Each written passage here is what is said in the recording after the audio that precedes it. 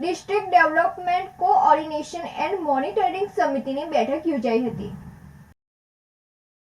સાબરકાંઠા જિલ્લા district development coordinator and monitoring સમિતિની બેઠક સાંસદ શોભનાબેન બારૈયાની અધ્યક્ષતામાં તથા રાજ્યસભાના સાંસદ રમીલાબેન બારાની ઉપસ્થિતિમાં હિંમતનગરના સર્કિટ હાઉસ ખાતે યોજાઈ હતી. આ બેઠકમાં સાંસદ શોભનાબેન બારૈયાએ જણાવ્યું હતું કે કેન્દ્ર અને રાજ્ય સરકારની વિવિધ કલ્યાણકારી યોજનાઓનો લાભ ગામડાના છેવાડાના લોકો સુધી મળી રહે તે દિશામાં આયોજન કરી પાયાની જરૂરિયાતોને પ્રાથમિકતા અપાય તે જરૂરી છે. વધુમાં તેમણે સરકાર દ્વારા વિકાસ માટે ફાળવવામાં આવતી ગ્રાન્ટનો ઉપયોગ સંબંધિત હેતુ માટે થાય તે જરૂરી છે.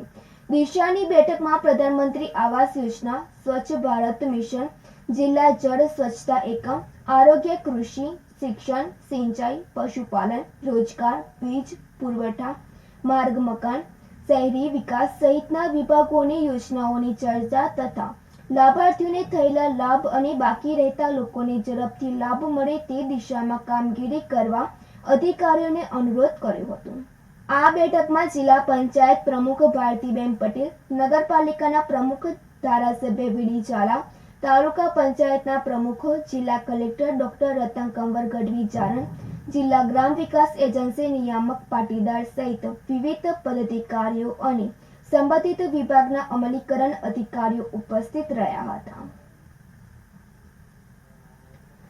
આબિદપુરા સાથે તનિષા પરમાર, સિટી ન્યૂઝ, હિંમતનગર.